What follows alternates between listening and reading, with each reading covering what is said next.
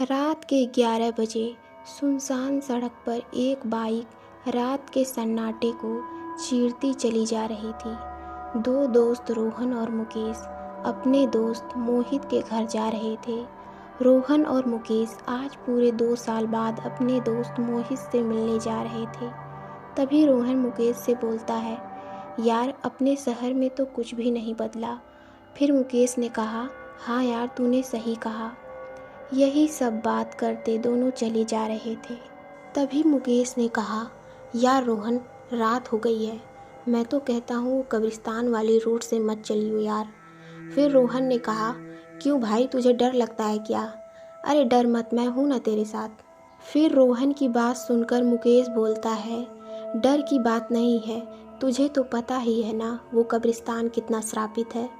रोहन निडर लड़का था, इसलिए मुकेश की बात सुनकर रोहन बोलता है, अरे भाई तू कैसी बात कर रहा है, मैं तो उसी रास्ते से ही जाऊंगा, उस रास्ते से टाइम कम लगेगा।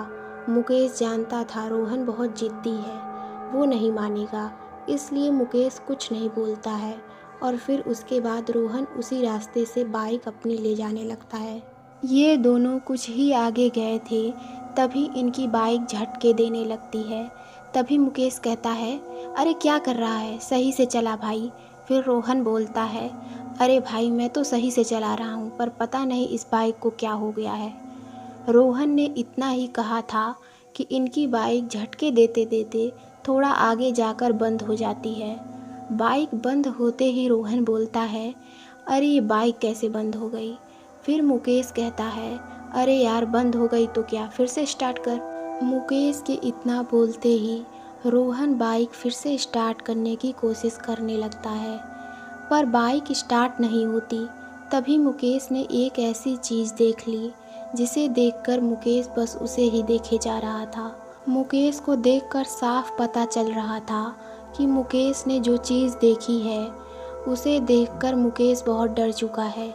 तभी रोहन की नज़र मुकेश पर पड़ी तो उसे ऐसे डरे हुए देखकर रोहन बोलता है, अरे अब तुझे क्या हो गया? पर मुकेश कुछ नहीं बोलता है, बस अपनी उंगली से इशारा करते हुए दिखाता है। जिस तरफ मुकेश की उंगली थी उसी दिशा में रोहन जैसे ही देखता है तो उसे दिखता है कि उनकी बाइक और कहीं नहीं बल्कि उसी कब्रिस्तान के गेट के आगे खराब हुई थी। पर रोहन एक निडर लड़का था, इसलिए वो मुकेश से बोलता है, अरे भाई तू डर क्यों रहा है? बाइक इतने समय से घर में ही खड़ी थी, इसीलिए बाइक बंद हो गई है। और यार तू अब बाइक से नीचे उतर, पहले कोई मैकेनिक देखता हूँ। रोहन इतना ही कहा था, तभी मुकेश बोलता है, यार वो देख मैकेनिक की दुकान। रोहन जैसे ही उस तरफ देखता है तो उसे दिखता है एक छोटी सी झोपड़ी बनी थी जिसमें एक पीला वाला बल्ब टंगा था और उसमें 45-50 साल का आदमी बैठा था। फिर उसके बाद वो दोनों अपनी बाइक उस मैकेनिक के पास ले जाते हैं और रोहन बोलता है, अरे काका देखना तो, हमारी बाइक अचानक बंद हो गई, देखना तो इसमें क्या हो गया है। रोहन की बात सुनकर वो मैकेनिक उनकी तरफ देखा और बोलता है, अच्छा बेटा तुम कुछ देर यहीं बैठो, मैं अभी देखता हूँ इसमें क्या हुआ है। इतना बोलकर वो आदमी बाइक ठीक करने लगता है और रोहन और मुकेश अभी वहाँ बैठे ही थे। तभी रोहन बोलता है, यार तू यहीं बैठ, मैं अभी 1 नंबर करके आया। इतना बोलकर रोहन थोड़ा ही आगे जाकर टॉयलेट करने लगता है और जैसे रोहन 1 नंबर करके पीछे मुड़ता है वो देखता है उसके पीछे एक आदमी खड़ा था और वो उसे ही देखे जा रहा था।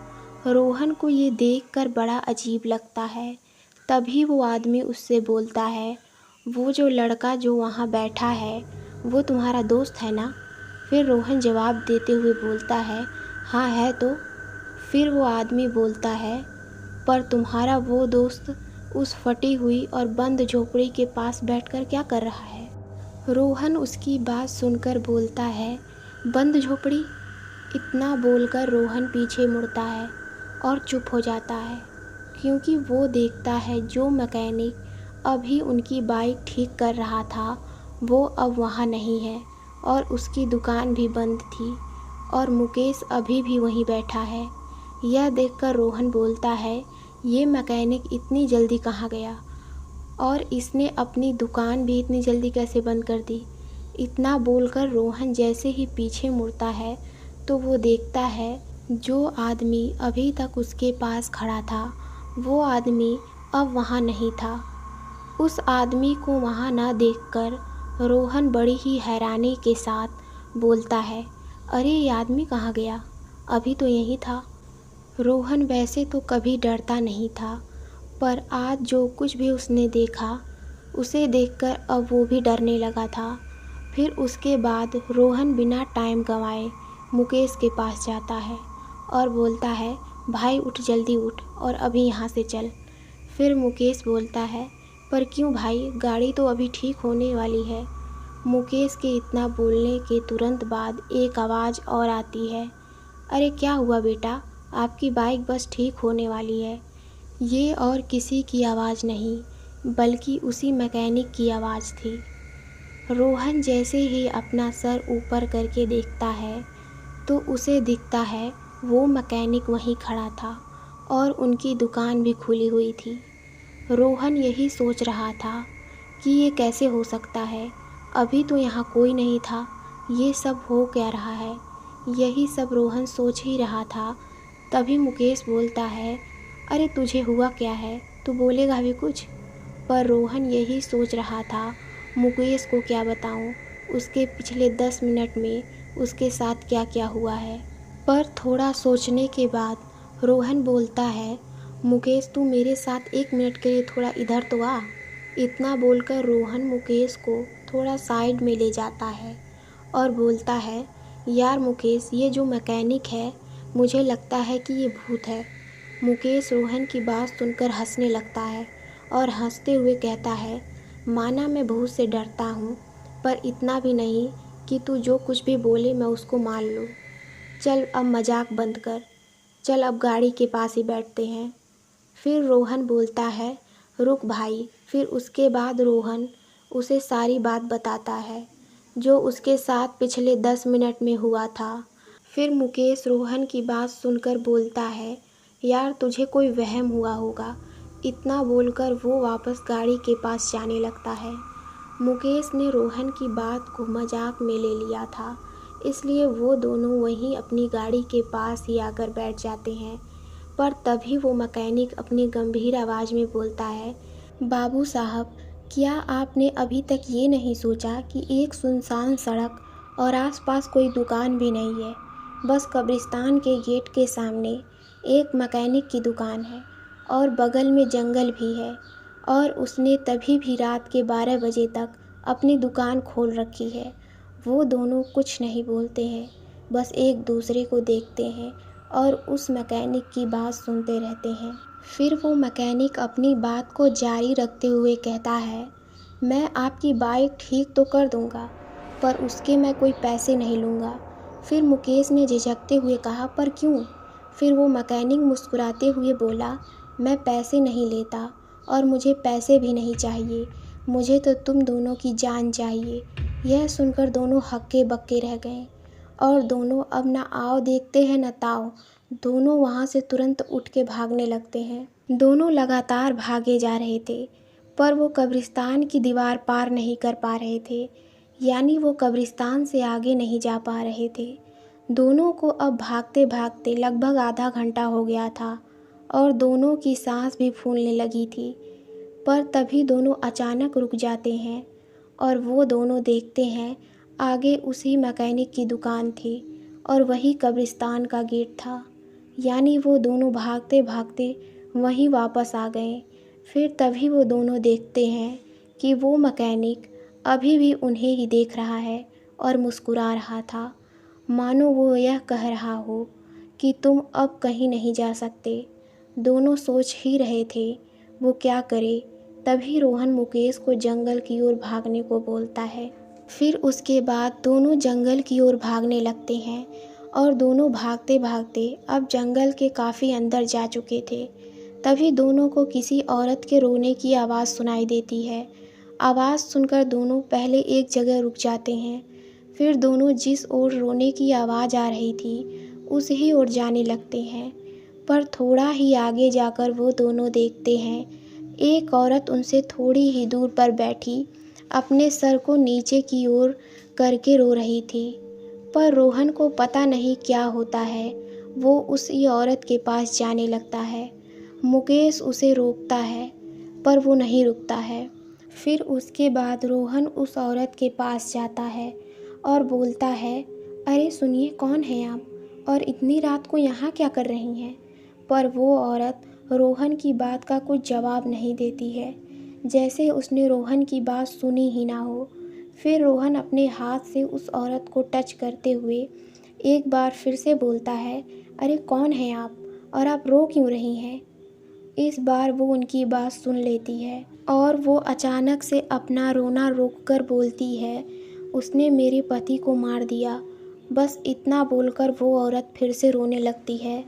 फिर मुकेश डरते डरते बोलता है, किसने तुम्हारे पति को मार दिया? फिर वो औरत अपनी गंभीर आवाज़ में बोलती है, उसने मेरे पति से अपनी गाड़ी ठीक करवाई और जब मेरे पति ने उससे पैसे मांगे तो उसने मेरे पति को मार दिया और अब हम सबकी गाड़ी ठीक तो करते हैं पर पैसे नहीं लेते। इतना बोलकर वो औरत चुप हो जाती है।